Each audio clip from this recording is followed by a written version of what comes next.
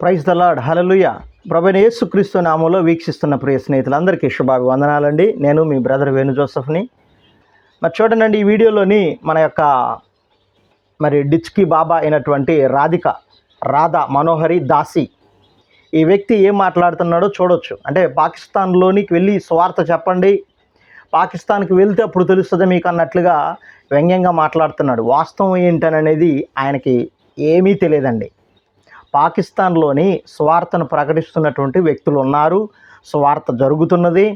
పాకిస్తాన్లోని చర్చీలు ఉన్నవి, పాకిస్తాన్లో మిషనరీసు, పాకిస్తాన్లో మినిస్ట్రీస్ కూడా ఉన్నవి. ఈ విషయాన్ని ఏదైతే ఆ పెంట బుర్ర ఉన్నదో ఆ బుర్రకు తెలియదో, అది తెలియకుండా ఏదేదో మాట్లాడుతూ ఉంటాడనమాట. అంటే వ్యంగ్యంగా మాట్లాడుతుంటాడు. ఏమని ఫేమస్ అయిపోవాలి, హైందవుల్ని ఒక భ్రమగా చేసి హైందవ సహోదరుల్ని అందరిని కూడా ఒక మ్యానిపులేట్ చేస్తూ వారి నుండి ఏదో సంపాదించాలి అనే ధోరణిలోని వ్యంగ్యంగా మాట్లాడుతుంటాడు. వాస్తవం ఏంటనేది అతను తెలియదు.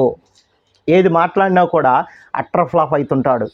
వాస్తవానికి అతని యొక్క బుక్స్లో అతను నమ్మేటటువంటి విశ్వాసాన్ని, అతను నమ్మే ఆ యొక్క గ్రంథాల్లో ఏమున్నదో కూడా ఆయన తెలియదు.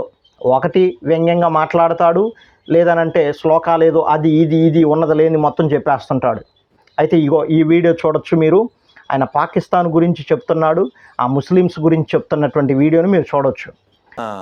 మనం ఇక్కడ అంతా హిందువులు కాబట్టి మత ప్రచారం చేస్తున్నాము, మార్పు చేస్తున్నాము.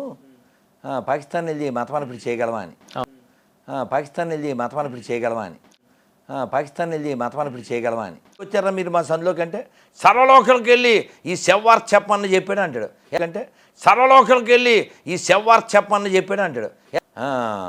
మనం ఇక్కడ అంతా హిందువులు కాబట్టి మత ప్రచారం చేస్తున్నాము, మార్పు చేస్తున్నాము. పాకిస్తాన్ వెళ్ళి మత మార్పిడి చేయగలమా అని. ఇప్పుడు మళ్ళీ ఇక్కడ వీళ్ళు ఏం చెప్తారు, ఎందుకు వచ్చారా మీరు మా సందులోకి? అంటే సర్వలోకలకి వెళ్ళి ఈ శవ్వార్త చెప్పమని చెప్పాడు అంటాడు. సర్వలోకాల్లో పాత బస్తీ లేదా? సర్వలోకాల్లో పాత బస్తీ ఉందా లేదండి? మరి ఓసారి వెళ్ళొచ్చుగా, తీరా ఓసారి వెళ్ళొచ్చుగా, పాత బస్తీకి వెళ్ళొచ్చుగా. ఓసారి వెళ్ళింది ఒక ఆవిడ, వెళ్ళి రక్తం దారపోసి వచ్చింది. ఓకే, రక్తం చూశారు, రక్తం దారపోసింది, కానీ అది ఎట్లా దారపోసింది? అదే వాళ్ళు చూశారు రక్తాన్ని. అయితే రియాలిటీ ఏంటనంటే చూడండి, పాకిస్తాన్లో ఏమున్నదో, పాకిస్తాన్లో నిజంగా స్వార్థ జరుగుతుందో లేదో మీరే చూడగలరు. ఇలాంటి చూడండి, ఎవరైతే ఇంటర్వ్యూలు తీసుకుంటున్నారో ఆ సిగ్నేచర్ స్టూడియోస్ వారు, అదే రీతిగా ఇంకా ప్రముఖులు చాలామంది తీసుకుంటున్నారు. ఇలాంటి హాఫ్ నాలెడ్జ్ వాళ్ళని ఇంటర్వ్యూ తీసుకుంటే ఇలానే ఉంటుంది. ఈ వీడియోని అందరికి షేర్ చేయండి.